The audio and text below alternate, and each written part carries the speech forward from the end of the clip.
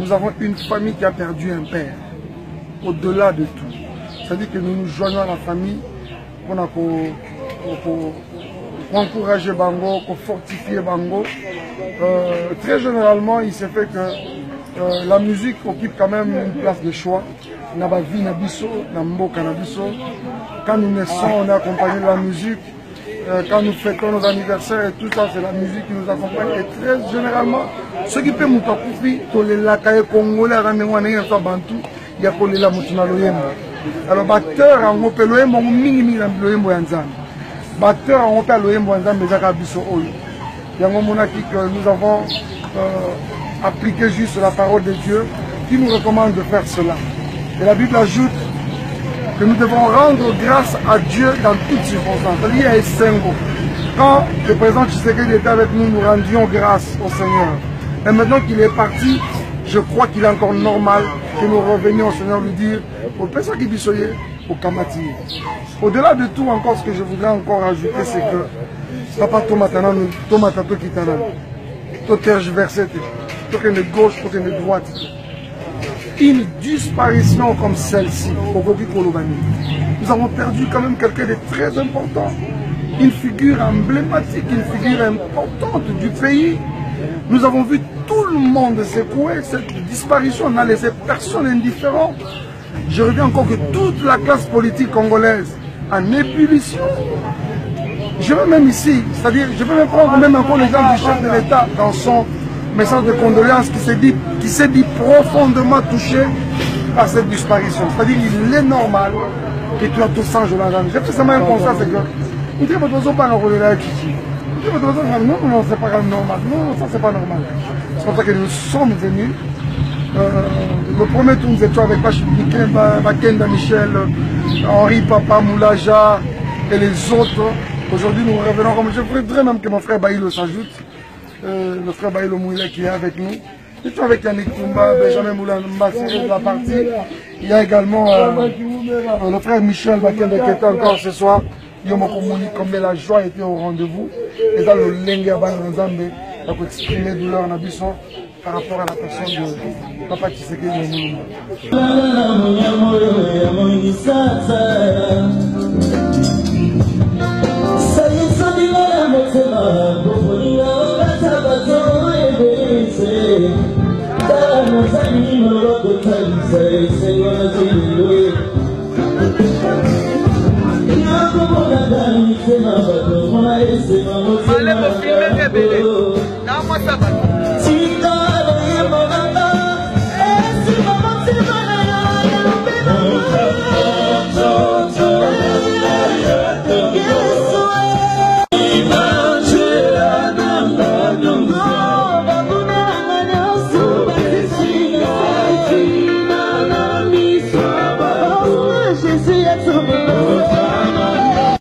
Mais Mike, sans que tu ailles bien, beaucoup de gens vont se poser des questions. Mais pourquoi Kaka Mike? Pourquoi Kaka Mike? Parce que depuis ton bandit, il n'y a que Mike. Mais pourquoi Kaka Mike? Quelle est votre motivation? Non, pourquoi Kaka Mike? Je crois que ça, c'est tellement pas une question difficile et grave à poser. Il est normal que Namaramino soit mouvement pas bandaka. Donc, c'est-à-dire que même si ce n'était pas Mike, sûrement Dieu allait toucher encore quelqu'un d'autre. Même si ça n'allait pas être cette personne-là d'autre. Parce que l'eau est bandaka. Je crois que nous avons quand même écouté les seigneurs. Et voilà que quand nous sommes venus, la famille est consolée. Les frères et sœurs du quartier sont consolés. Les amis de la force du progrès sont consolés. La joie était au rendez-vous et nous croyons que le rapatriement de l'appui,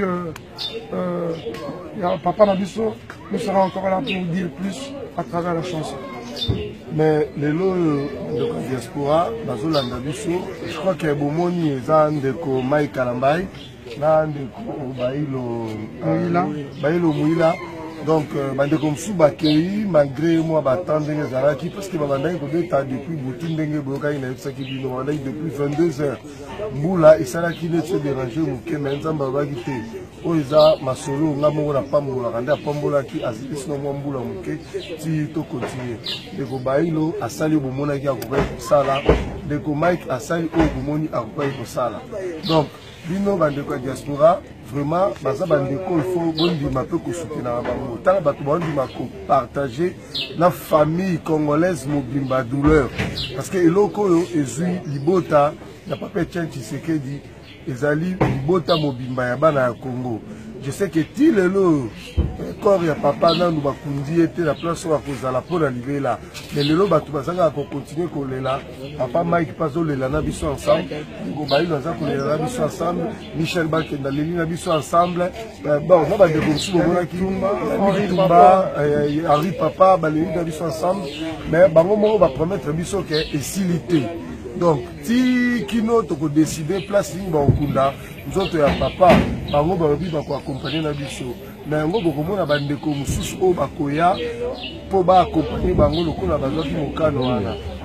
Papa Bayilo, je crois que dans la gare qui vient au et si la quitte l'invité sur un de Mamoko et Souka pour permettre de clôturer mon élément à Bisso pour la tout fortifier la décoration de la vie de Wana Souka avant de Maïka. Il lo baya Souka et Zakaka dans un encouragement et pas Batunyoso. Je crois que ce n'est pas facile à supporter douleur. Mais dans Zambé, je crois que Zamba Kosunga Bisso, Zambé Ayaka. Kokausa liziba ya pinzoli mutu apangusaka oyo eza na miso vraiment to bungisa likete eza makambo ekomaka nzambe apesaka nzambe nde mutu azwaka vraiment gloire ezongelaka nzambe tozwa courage tozala tolingana to continuer na kolingana totia oyo bwanya na mayele nzambe apesi biso mpona misala na liboso ya bato nyonso je crois nzambe akopambola biso. Merci beaucoup, Papa Mike. L'invité Soki, Lilobano Nini, Yasuka, la caméra Kuna, et Samoa Mono, Yasuka. Mais Yasuka, c'est parce que la soirée, vous continuez. Vous êtes là qui, dans le téléma, il y a Papa Ndenge. Merci beaucoup en tout cas, Lilobano Yasuka, Zali, Kopé Sambo, Tinamande Konoso, Nzama Pambolavino. Nous à Kinshasa, nous passons de moments de douleur que nous partageons partout. Dans le monde entier avec les frères, les compatriotes, Libanda Mboka comme Nakati. C'est ce qui fait que nous gardons cette attitude et un recueillement jusqu'au rapatriement du corps du président Etienne Tshisekedi. Et dans l'espoir que tout ira bien, on arrivera finalement à parler le même langage. Et la famille, le gouvernement et le peuple même aussi. Pourquoi? Parce que je crois qu'il est quand même aussi important d'écouter la voix du peuple. Il n'y a pas que la famille, il n'y a pas que sa famille politique, il n'y a pas que de plateformes peut-être auxquelles on appartenait, il n'y a pas que le gouvernement, il y a aussi la part du peuple. Pourquoi? Parce que cette personne qui est partie c'est quelqu'un qui a milité pour le peuple. Donc j'étais très fortifié d'apprendre que toute sa vie, tout ce qu'on lui a mené comme proposition, après il posait toujours la question, mais c'est où, c'est quoi la part du peuple? Donc je crois qu'il est grand, il est quand même important, donc que toutes ces composantes arrivent à une conclusion, va permettre à ce que rapatriement à Papa et Salema, pour le Papa Nakina, tout notre Kundaye, voilà ce que nous pouvons souhaiter. Mais dans l'entretemps, que la paix de Dieu qui surpasse toute intelligence, que la paix de Dieu que l'homme ne sait pas donner, que seul Dieu est capable de donner, puisse être notre partage. Partout vous aurez l'occasion de nous suivre. Dieu vous bénisse. Merci.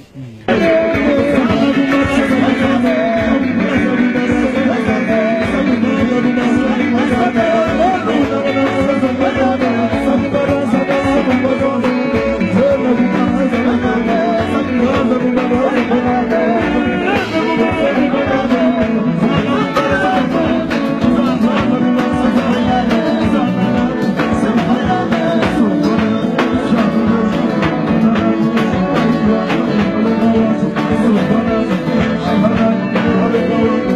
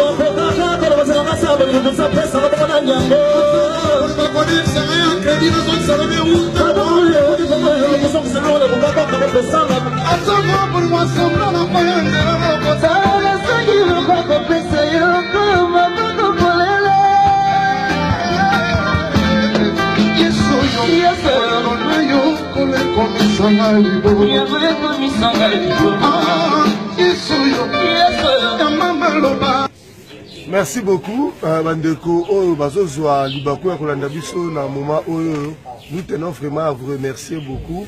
Ndenge Ndeko Mike na Papa Bailo, Baebisi Bino, Kimia ezala vraiment la babota na Bino, bozala motema monene na yebi que tout si R3 plus cher, non seulement na libota na ye, ezali non seulement na mboka ya République démocratique du Congo, mais bandeko ya Afrique pe baleli babungisi ndeko ya monene ndenge moko pe na monde. Et c'est pourquoi moni Belgique a randaki ba hommage moko ya monene onde ba les hommages mérités, donc digne de son rang. Yango wana biso pe a na Congo toza toujours ko continuer ko rendre ba hommage mérité. Je crois que soki ebembe na ye ndenge to benga ngala kaka ya kisasa soki nous avons décidé pour la Kukundayango, nous avons décidé de tenir la compagnie. Alors, pour que ce soit un bateau, nous avons une opportunité, une occasion de discuter sur l'enterrement.